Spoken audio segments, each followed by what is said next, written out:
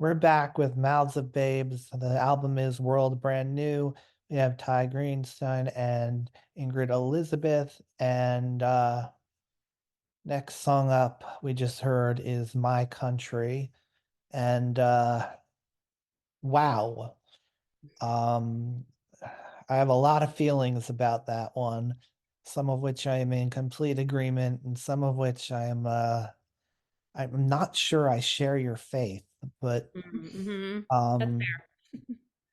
sort of, I guess, take me through the arc of how your lives and civil rights have interacted and what you're seeing now.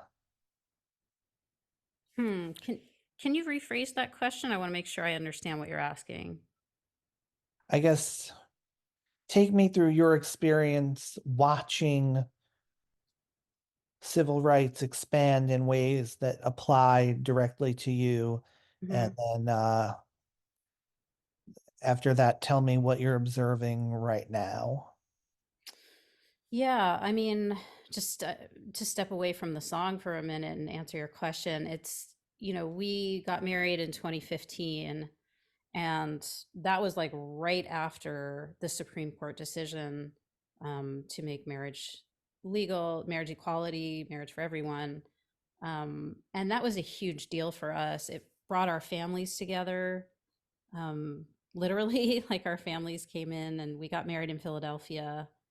Um, that's not to say that marriage is like the end all be all for everybody or that it magically makes us all equal, but it was a really important um, thing that we could claim, and also to be able to, go into the doctor's office and say, yeah, my wife it's like has observed this, or like have her there during my doctor's appointments, or vice versa.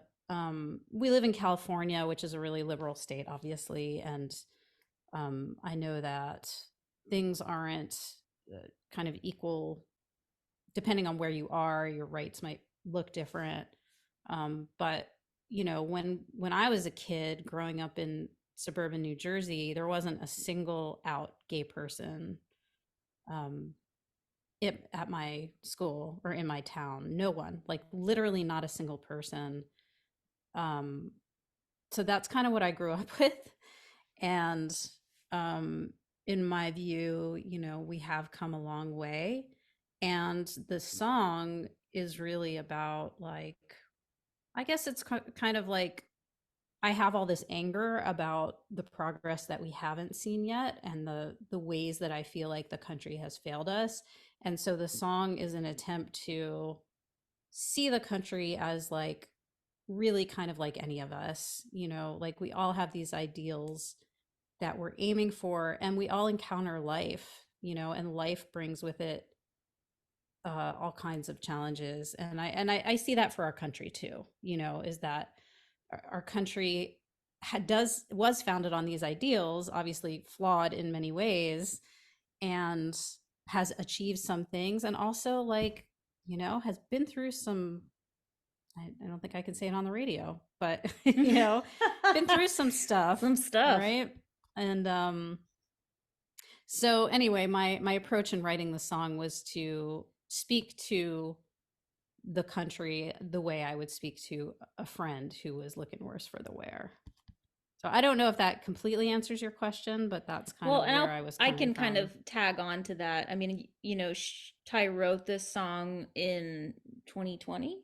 Hmm. Yeah. So, a few years ago, and I do think there has been a really incredible and a little bit shocking backlash in towards LGBTQ folks. And it does feel like even when that song was written, there's all sorts of other topics and injustices and, kind of like unwise choices that the country and the leaders of our country had made at that point.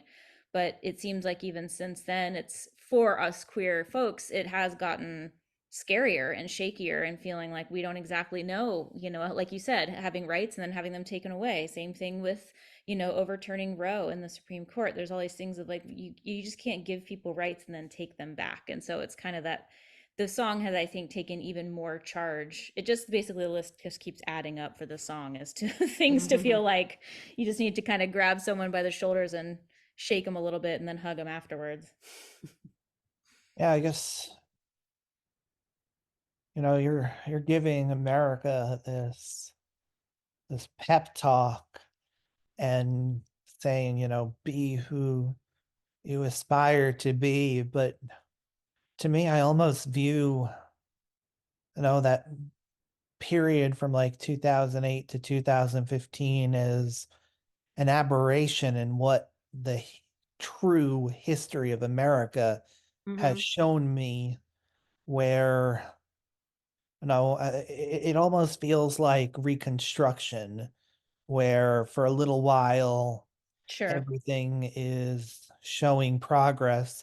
And then the people who don't like that find ways to subvert the democratic process to make sure that progress doesn't occur. I don't know. I just feel like we're heading back into that zone of people playing dirty to make sure that those rights don't exist. And Sure. I I really feel deeply a lot of what you said in the song, but I have to note my disagreement here. I wouldn't shake America and tell it to live up to its ideals. I'd shake America and tell it, you don't have to be this way again. You don't have to keep following the same patterns over and over again.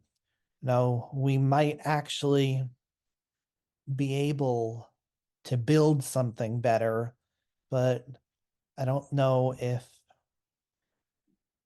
hearkening back to our past and our ideals is the way to make that happen. I just feel like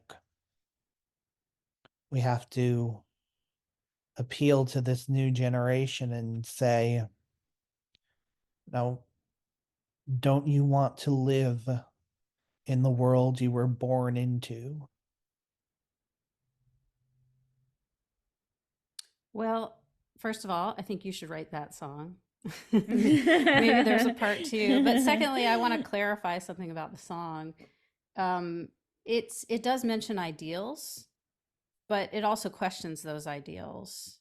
And it also, at the end, really talks about the arc of history, the long arc of history bending towards justice. It's like the arc of the country, the optimistic view of that is that it's longer than any of us can see from our individual lifetimes. That's the optimistic view. And the song doesn't really answer that question because I hear you. There's no way we can know that. There's no way that we really have proof that things are going to get better. We also don't have proof that they're going to get worse. And so for me, it's the idea is there a chance here? And I hope that comes through in the song. Maybe that's part two of the song that you're talking about. Yeah, I hope there's a chance. I'm not sure if there looks like there's a chance right now, but I hope I'm wrong. Yeah, and I think all of us feel that way sometimes, I Definitely. mean, I have definitely felt that way through long stretches of especially the past 8 years. Um, it's been, it's been hard to see hope at certain times for sure. And in my view, that's not the story doesn't end. And that's what gives me hope is that the story continues.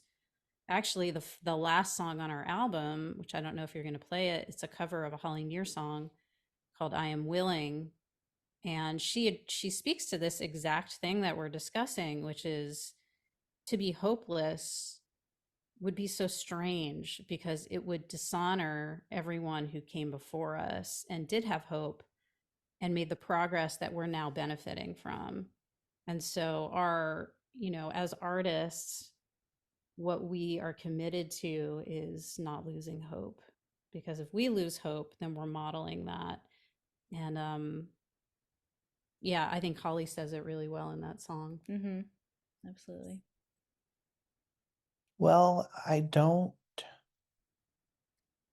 have the ability to play more than 3 songs off an That'll album just be a teaser out there for Yeah. due everybody. to to out. FCC rules, but Mhm. I always ask the artist I have on the show to choose a song to end the show. And I think you sort of have signaled that maybe we just pick the song you covered and play the original, because that I'm allowed to do. There's nothing Oh, nice. Mm. nothing stopping me from that. Finding loopholes in the rules.